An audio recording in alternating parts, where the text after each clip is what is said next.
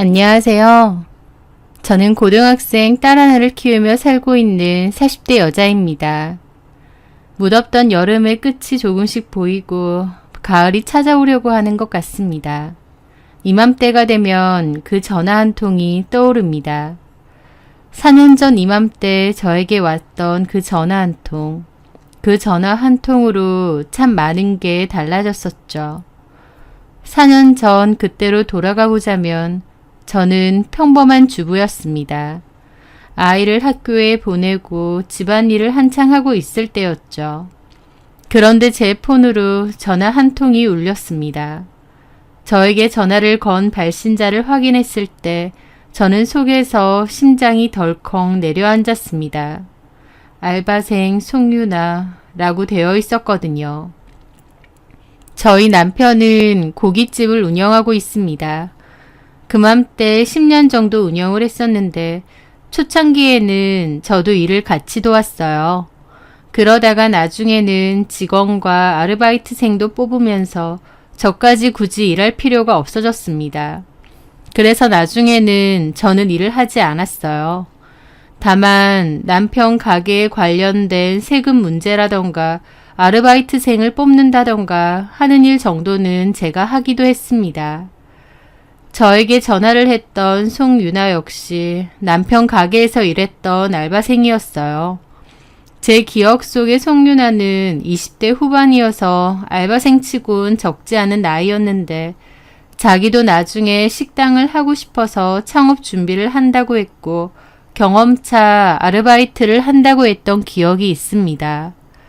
당차고 야무져 보이는 인상과 말투여서 알바생으로 채용했었는데 열심히 배워보겠다는 말과 달리 6개월 정도 일하고 그만뒀다고 들었어요. 그러니까 저에게 전화를 했을 땐 송유나는 이미 가게를 그만둔 상태였던 거죠. 가게를 그만둔 지 이미 몇 달 된 알바생이 전화를 하니 제 심장은 덜컥 내려앉았습니다. 왜 전화했지? 혹시 하는 생각이 들었어요. 그만둔 알바생이 전화를 할 수도 있는데 제가 왜 이렇게 과민하게 반응을 하는지는 나중에 차차 말씀드리도록 하겠습니다. 하여튼 저는 그만둔 알바생한테 전화가 오니까 두근거리는 심장으로 일단 전화를 받았습니다. 여보세요? 안녕하세요, 사모님. 저 송유나라고 합니다. 고깃집에서 일했던. 네, 알고 있어요. 혹시 제 번호 저장해 두셨어요? 채용하는 직원들은 다 저장해 두죠. 근데 무슨 일로? 그만뒀다고 들었는데. 네, 맞아요. 2달 전에 그만뒀습니다. 근데 무슨 일이에요? 그렇게 물어보는데 무슨 얘기를 할까 싶어서 가슴이 콩닥콩닥 거리더라고요. 저 혹시 괜찮으시면 잠깐 뵐 수 있을까요? 직접 만나서 말씀드리는 게 나을 것 같아요. 나를 보자고요? 왜요? 꼭 드릴 말씀이 있어서요. 시간 오래는 안 뺏을게요. 저를 보자는 거예요. 저랑 개인적으로 친분이 있는 것도 아닌데 저를 보자고 하니 이상하기도 하고 거부감도 확 들었죠. 그럼에도 찝찝한 부분이 있어서 알겠다고 만나자고 했습니다. 송유나는 저를 작정하고 만나러 온 건지 애초에 저희 집 근처에서 연락을 한 거더라고요. 저는 지갑만 챙긴 채로 저희 아파트 상가에 있는 카페로 갔어요. 거기에는 송유나가 저를 기다리고 있었죠. 과거 알바 면접도 제가 받고 남편 가게를 오며 가며 한 번씩 봤기 때문에 얼굴은 알고 있었습니다. 저는 좀 어리둥절한 기분으로 다가갔죠. 저기... 오셨어요? 앉으세요. 뭐 커피라도. 내가 해올게요. 그렇게 저는 여전히 의아한 기분으로 커피를 사서 자리로 돌아왔죠. 그렇게 마주왔는데 나를 왜 부른 건지 무슨 일인지 모르겠더라고요. 저는 잠시 망설이다가 입을 뗐습니다. 잘 지내고 있어요? 그만둔 지 2달 정도라고요. 네. 제가 갑자기 전화해서 놀라셨죠? 좀 그렇죠. 사장님도 아니고 나한테 전화할 일이 뭐가 있나 싶고. 혹시 가게에서 무슨 일이 있었나요? 그만둘 때 잡음이 좀 있었다던가 임금 관련해서 문제가 있다던가. 아니요. 그런 거 없고 임금도 잘 보내주셨잖아요. 사모님이 보내주시지 않나요? 그렇죠. 직원들 월급은 내가 보내는데 혹시 나도 모르게 실수한 게 있나 싶어서. 그 알바생은 엄청 당당했고 저는 이상하게 위축이 되어 있었습니다. 제가 이렇게 위축이 되고 자꾸만 눈치를 보는 것도 다 이유가 있었긴 하지만요. 하여튼 저는 다시 물었습니다. 어쨌든 무슨 일 때문에 전화를 한 거죠? 길게 끌지 않고 얘기할게요. 저도 그러려고 왔고. 뭘요? 그러더니 그 여자는 가방에서 사진 한 장을 꺼냈습니다. 그런데 그 사진은 임신 초음파 사진이었어요. 그걸 보는데 저는 심장이 확 내려앉더라고요. 설마 싶기도 하고요. 이게 뭐죠? 사장님 애예요. 저 지금 임신 중이고요. 네? 저는 너무 충격이라서 입을 다물 수도 없었습니다. 지금 뭔 소리를 하는 거예요? 내 남편 애라고요?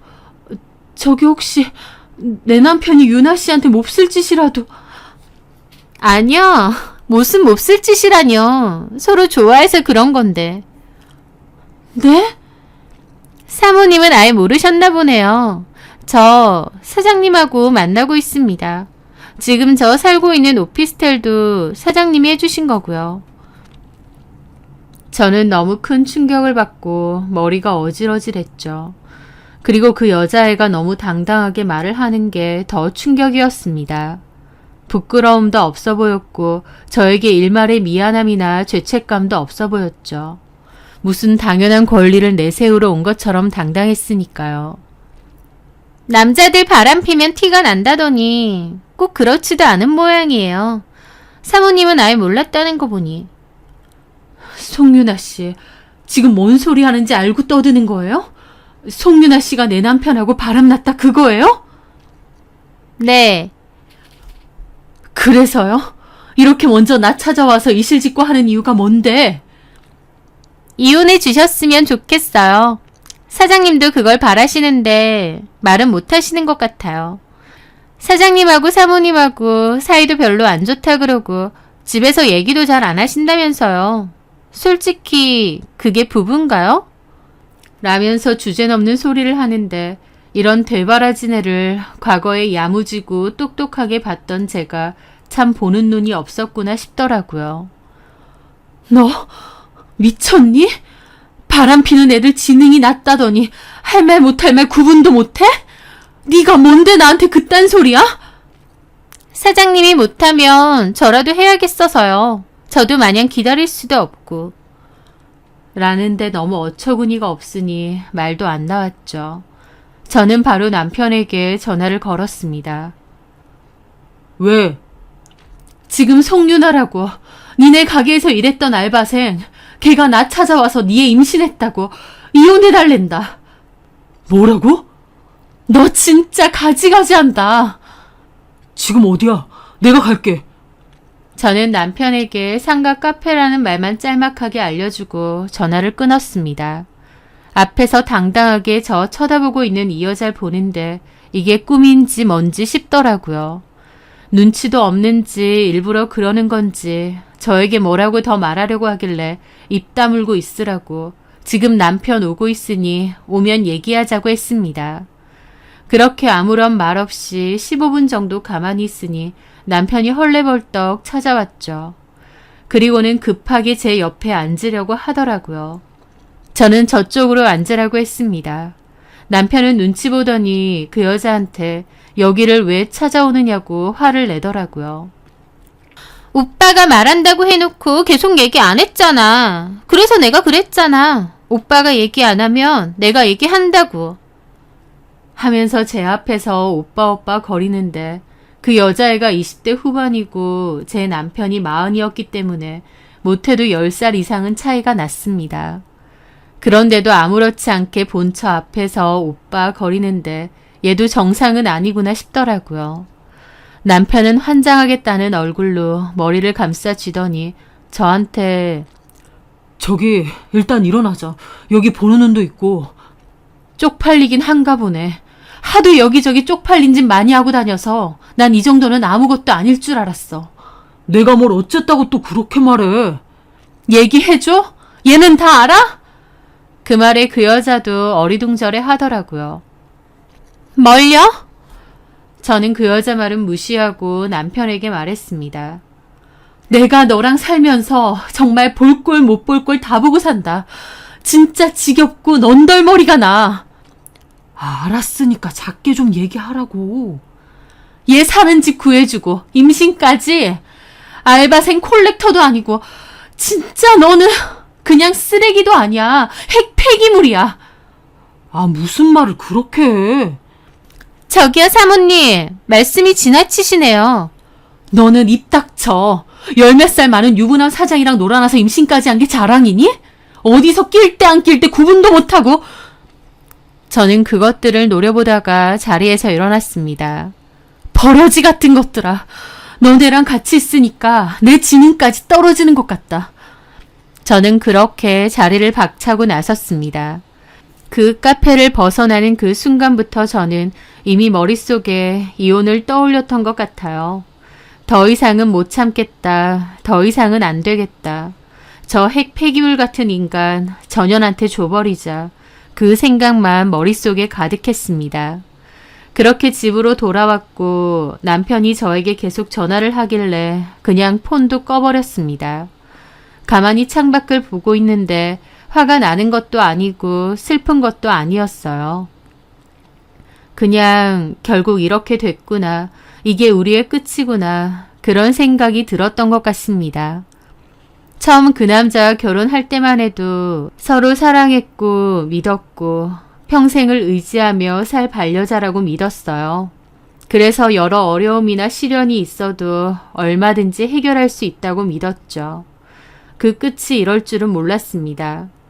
제가 결혼을 결심했을 때 저는 28 정도였고 남편도 동갑이었어요. 요즘은 30 넘어서 많이 가다 보니 결혼까지 생각하기엔 비교적 이른 나이기도 했죠. 저는 학원에서 수학을 가르치는 일을 했고 남편은 타일 기능사 일을 했었습니다. 일거리도 많았고 돈도 잘 버는 편이었죠. 남편은 제가 좋다며 저를 쫓아다녔고 비싼 가방이나 시계 등 선물도 잘했었습니다. 저 좋다고 그렇게 매달리고 수시로 연락하고 선물하고 그러니까 저도 그 남자가 좋았죠. 내가 뭐라고 이렇게 나를 좋아해주나 나한테 최선을 다하나 고맙기도 했고요. 그렇게 1년 반 정도의 연애 끝에 결혼을 하게 되었습니다. 결혼하고 얼마 안 있어서 아이를 가지게 되었고 출산과 동시에 학원은 그만뒀어요. 제가 다녔던 학원은 규모가 좀 작기도 했고 육아휴직 같은 개념도 없었기 때문에 자연스럽게 그만뒀죠. 남편이 타일 작업하는 일로 돈을 잘 벌었기 때문에 경제적으로 큰 어려움은 없을 거라 생각했습니다. 그런데 1년 정도 지났을 무렵 남편은 일을 하다가 허리를 크게 다쳤고 수술을 받게 되었어요. 몇 달 동안 일을 못하고 쉬었는데 요양이 끝난 남편은 더 이상 타일 일을 하고 싶지 않다고 했습니다. 이제 와서 그럼 뭐 할 거냐고 했는데 그냥 회사를 다니고 싶대요. 허리도 너무 아프고 이제 몸으로 하는 일 말고 그냥 사무직 일 해보고 싶다면서요. 남편 본인이 도저히 못하겠다는데 제가 뭐라고 하겠나요. 그렇게 하라고 했고 남편은 초반에는 이력서도 넣고 면접도 보러 다니는 것 같더니 취업이 잘 안 되면서부터 그냥 놀기 시작했습니다. 더 이상 취업 준비도 안 하는 것 같고 그냥 집에서 내내 게임이나 하고 TV나 봤는데 제 입장에선 너무 답답하고 힘들었죠. 남편에게 언제까지 집에 있을 거냐, 우리 통장 잔고도 바닥났고 아이도 키워야 되는데 언제까지 이럴 거냐 그랬고 남편은 취업이 안 되는데 나보고 어쩌냐고 했죠.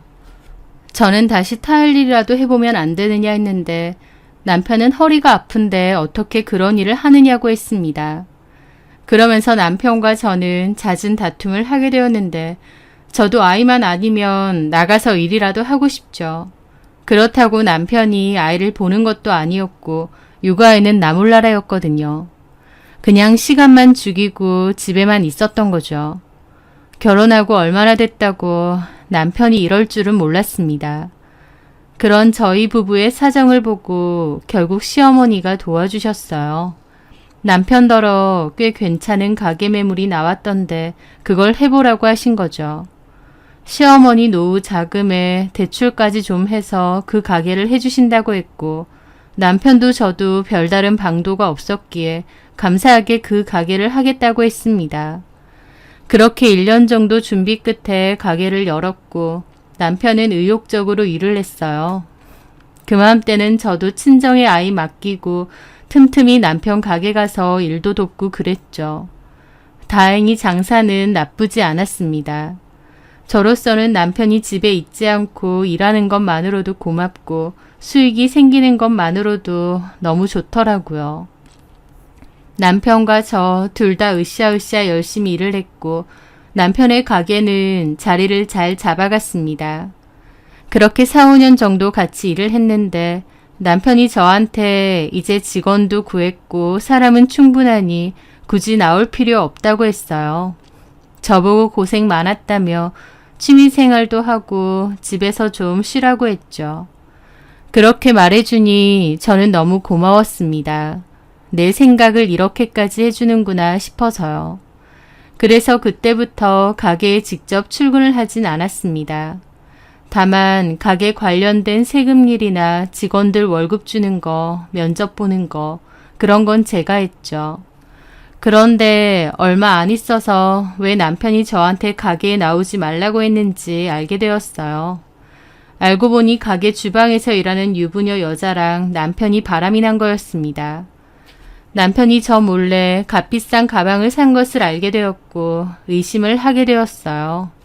그리고 그 과정에서 그 고가의 가방을 같은 가게에서 일하는 주방 직원에게 줬다는 걸 알게 된 거죠.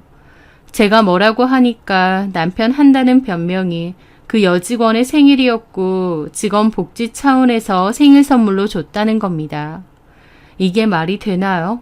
어느 식당에서 직원에게 생일이라고 100만 원도 넘는 가방을 선물로 주나요? 저는 남편의 뒤를 좀 더 캐봤고 그 여자랑의 외도 사실을 알게 되었습니다. 그게 제가 처음으로 알게 된 남편의 외도였어요. 저는 그 일로 바로 그 여자와 남편에게 상간소송도 걸었고 남편과 이혼할 생각이었습니다. 이혼 안 해주면 이혼 소송까지도 같이 걸려고 했어요. 그런데 남편은 이혼만은 말아달라며 잘못했다고 손이 발이 되게 빌었습니다. 울면서 미안하다고 며칠이나 빌었고 자기가 쓰레기네 뭐네 하면서 제 앞에서 죽겠다고까지 했죠. 결국 한바탕 난리 끝에 이혼은 철회를 했습니다. 대신 상간소송은 끝까지 하겠다고 했어요. 그렇게라도 해야 분이 풀릴 것 같았거든요.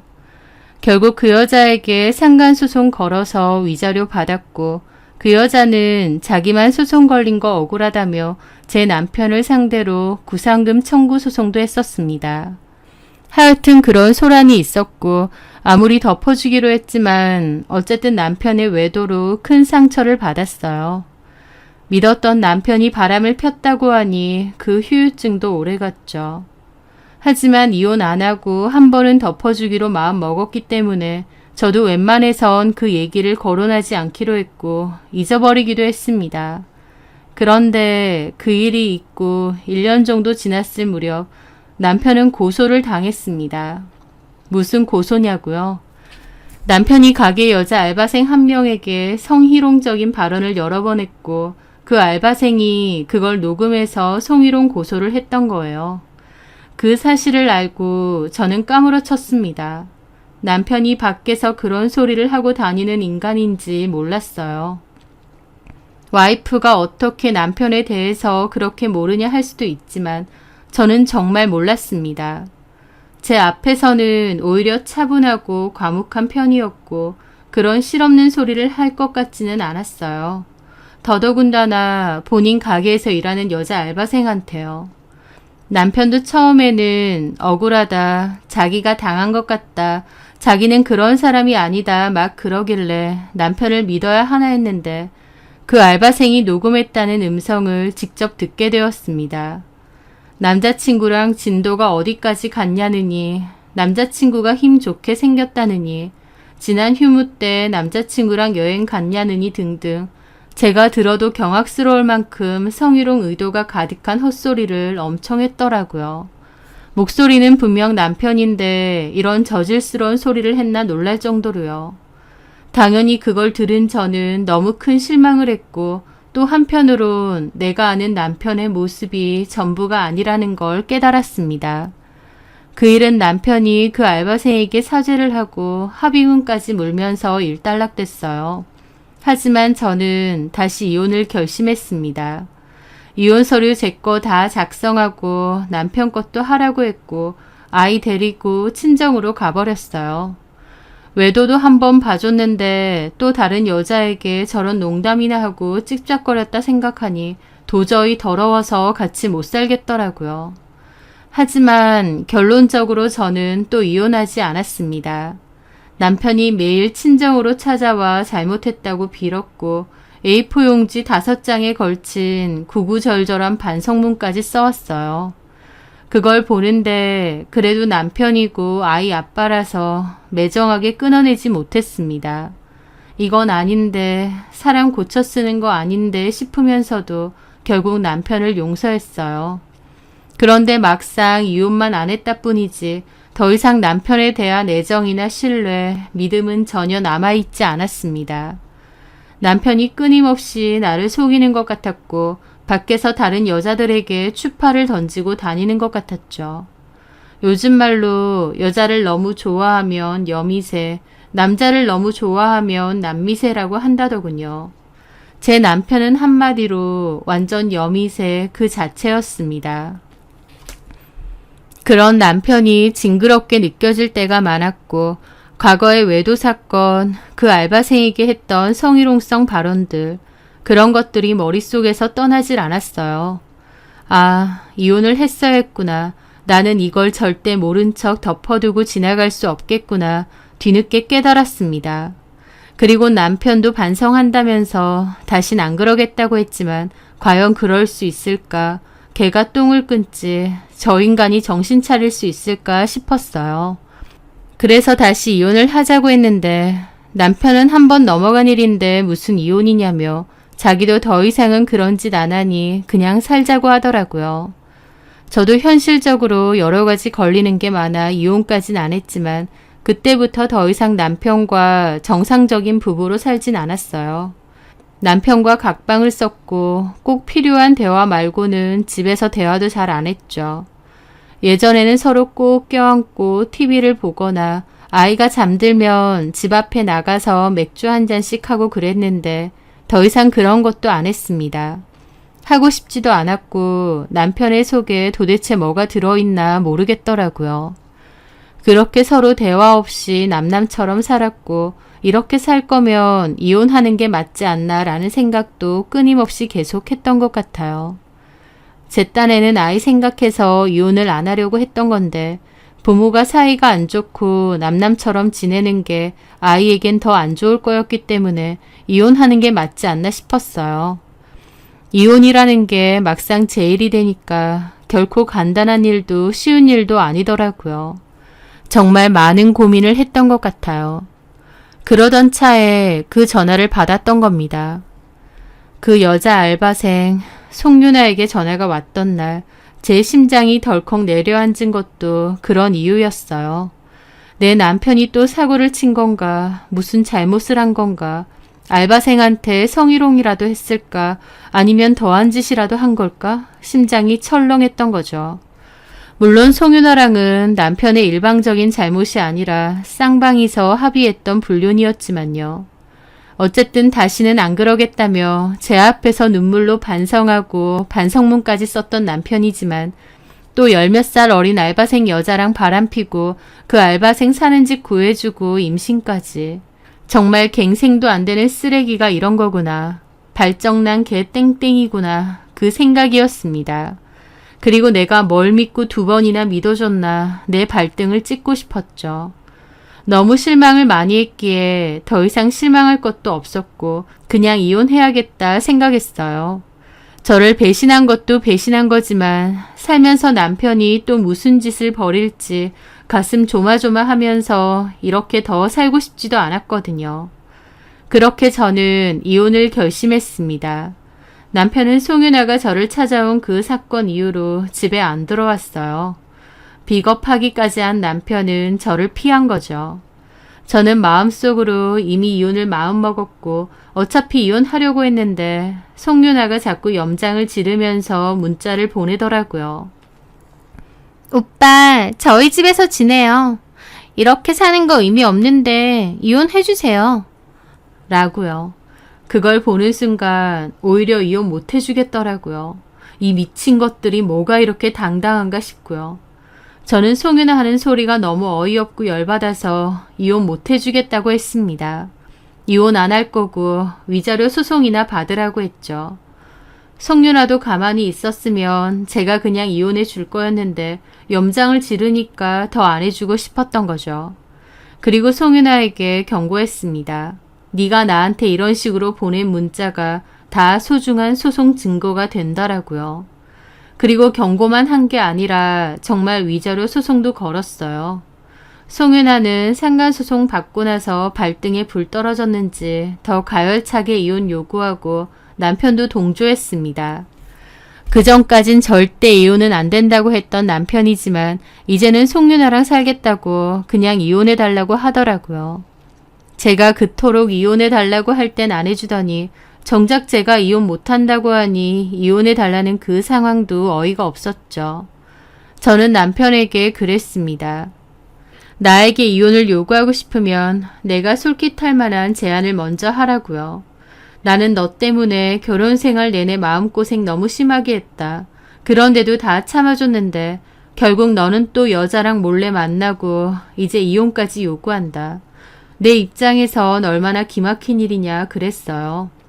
남편은 자기가 할 말이 없다고 하면서 눈물까지 찔끔거리는데 악어의 눈물이라는 게 저런 거구나 싶더라고요.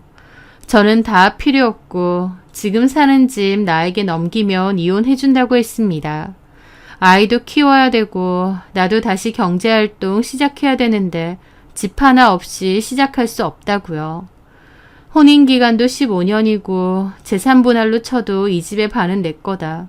근데 나도 너무 지쳐서 너랑 싸우고 싶지도 않다. 이 집 넘기면 네가 원하는 이혼 해줄 테니 그 젊은 여자랑 애 낳고 오손도손 살아봐라 그랬습니다. 남편은 집이 한두 푼도 아닌데 그건 좀 그렇다고 거절했고 아쉬울 거 없던 저는 그럼 이대로 그냥 살자고 했어요. 하지만 그 여자는 본인 배가 계속 불러오니까 불안했던 것 같더라고요. 남편을 계속 쪼아댔던 것 같고 참 많은 얘기와 고성방가가 오갔지만 결론적으로 남편은 저에게 집을 넘겨줄 테니 상간소송 취하하고 이혼하자고 했습니다. 제가 바라던 바였어요. 애초에 이 갱생도 안 되는 쓰레기 남편 이혼해서 버리고 싶었는데 집이라도 넘겨받으니 차라리 잘됐다 싶었죠. 남편이 집을 넘겨준다고 했을 때부턴 순조롭게 협의 이혼 진행을 했고 조정 마지막 날 남편 보는 앞에서 변호사에게 전화해 상간소송 취하도 했습니다. 그러고 법원에서 나오는데 세상에 송윤아가 법원 주차장에서 기다리고 있는 거예요. 남편도 송윤아가 올지는 몰랐는지 좀 당황한 눈치던데 송윤아는 오히려 당당하게 굴더라고요. 무식하면 용감하다더니 한결같이 참 당당한 게 어처구니가 없었죠. 개념이 없는 건지 정신머리가 나간 건지 본인이 상간녀라는 인식조차 없는 것처럼 구는 게 신기할 정도였습니다. 그러면서 제 앞에선 남편 팔짱을 끼더라고요. 그 꼬라지를 보는데 어이가 없어서 그냥 웃음이 났습니다. 그래서 그냥 웃으면서 인사도 없이 제 갈 길 가려고 했어요. 그런데 그 상간녀가 제 뒤통수에 대고 웃긴. 이혼한 게 좋나 봐. 그러는 겁니다. 그 말에 저도 확 열받더라고요. 야, 너 뭐라고 했어? 아무 말 안 했는데요? 이혼한 게 좋나 봐. 그랬잖아. 내가 들었는데? 그냥 혼잣말이에요. 혼잣말도 못해요? 지가 원하는 대로 이혼도 해줬구만. 왜 사람을 글라 싶어서 어이가 없었죠. 남편도 눈치를 보며 그 상간녀에게 그냥 가자고 하더라고요. 저도 그것들 상종도 하기 싫었는데 그래도 한마디는 해야겠더라고요. 저는 팔짱 끼고 웃으며 그랬죠. 이혼한 거 좋냐고? 대답해 줄게. 좋아. 너무 좋아. 제가 그 말을 하자 상간녀도 코웃음을 쳤습니다. 센 척은. 내가 굳이 센 척을 왜 해? 내 표정 보면 모르니? 진짜 좋아. 저 처치곤란 쓰레기 같은 인간 어떻게 치우나 했는데 쓰레기차가 나타나서 자진해서 데리고 간다니 얼마나 좋아. 쓰레기차? 말 다 했어요? 네가 불쌍해서 한마디 해줄게. 본처보다 네가 잘나서 저 인간 뺏은 것 같지? 나한테 뭐 이긴 기분이라도 드는 것 같지? 근데 조금만 살아보면 아닌 거 알 거야. 나 이혼 너무 하고 싶었는데 네 덕분에 수월하게 했다. 너도 각오하고 살아. 나도 저 인간이랑 살면서 참 별일 많이 봤거든. 아, 멀리 볼 것도 없겠다. 각오해. 조만간 큰 거 하나 올 거야. 너는 뭔 소린지 모르겠지만 나도 저 인간도 잘 알거든. 그 말에 남편도 발끈해서 그만하라고 화를 내더라고요. 이게 뭔 소린지 모르는 그 여자는 어리둥절해하고요. 이게 뭔 소리야, 오빠? 아니야, 아무것도.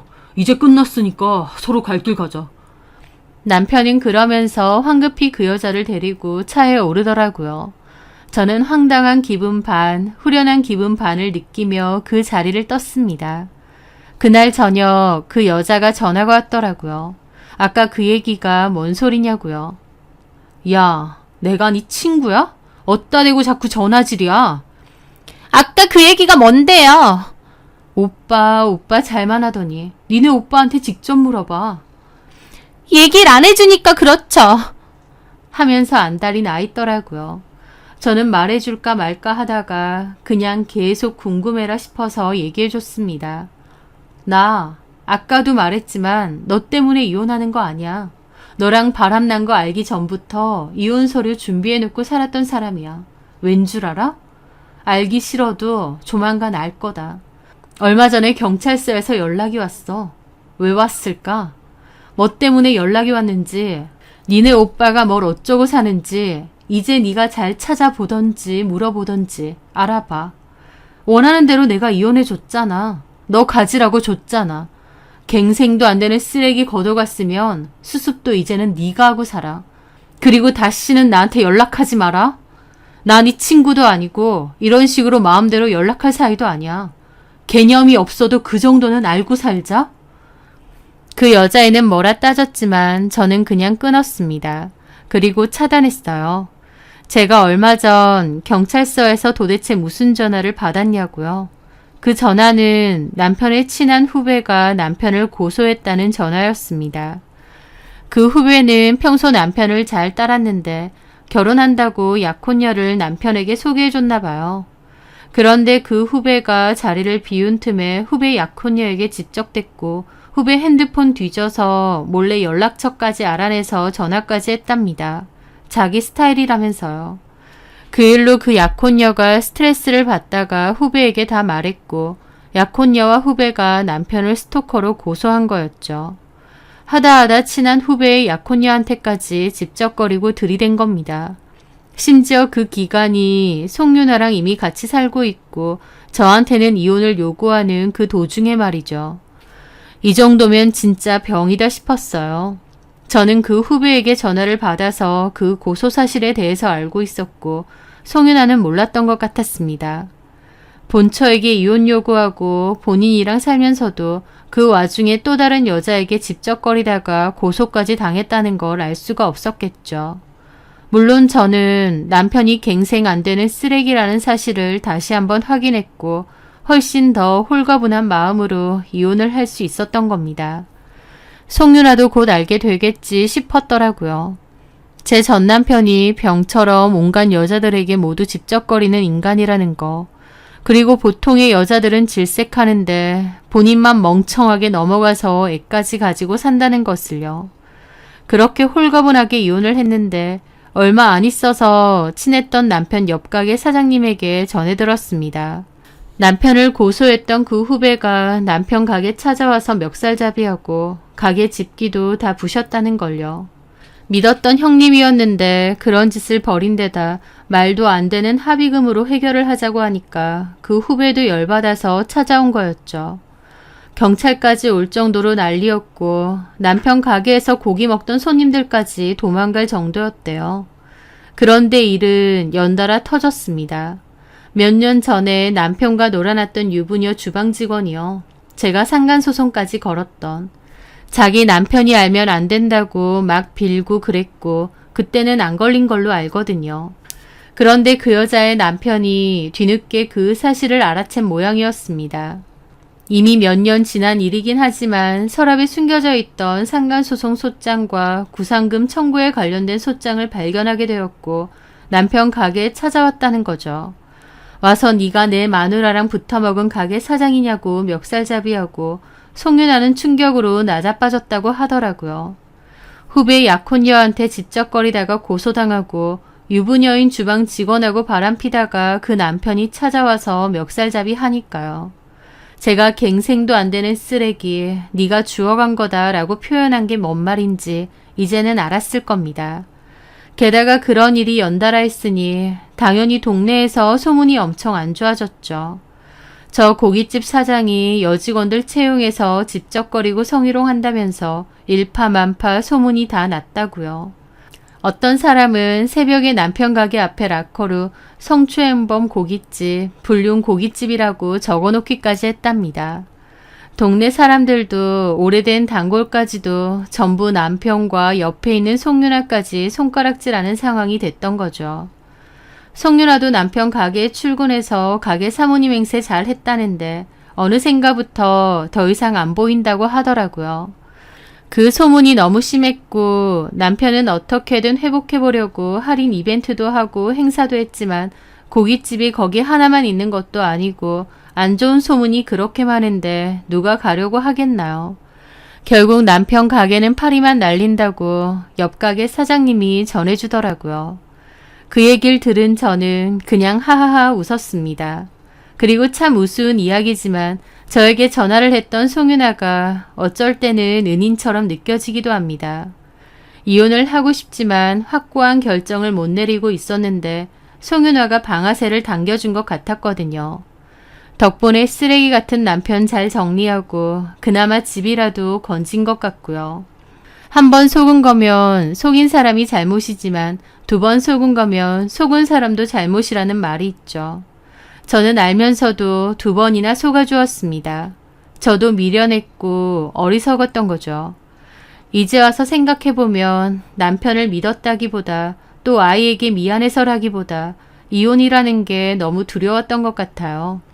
다른 핑계 다 필요 없고 그냥 제 자체가 이혼이라는 게 겁이 나서 아닌 걸 알면서도 망설였던 것 같습니다. 전 남편은 갱생도 안 되는 쓰레기 같은 인간이고 저를 끊임없이 속이는 인간이라는 걸 누구보다 잘 알면서도 말이죠. 때로는 잘못된 걸 알면서도 다른 선택이 두려워 그냥 가는 경우도 있는데 제가 그랬던 것 같아요. 앞으로는 살면서 절대 그러지 않으려고 합니다. 그냥 묻어두고 모른 척 해버리면 당장은 괜찮을지 몰라도 결국 제 속에서 다 쌓이고 골마 터지더라고요. 이혼으로써 남편이 또 무슨 사고를 칠까, 나를 속일까, 또 딴 여자들에게 그러고 있을까, 그런 생각으로 남은 인생을 골골대고 싶지 않을 수 있으니 이혼한 지금이 훨씬 마음 편하고 홀가분합니다. 전 남편 때문에 남자에게 너무 대여서 재혼할 생각도 없고 저희 아이 잘 키우면서 살려고 해요. 이맘때가 되면 그때 받았던 그 황당한 송윤아의 전화가 떠오르는데 그런 기억들도 시간이 지날수록 점차 옅어지겠죠. 제 사연 들어주셔서 감사합니다.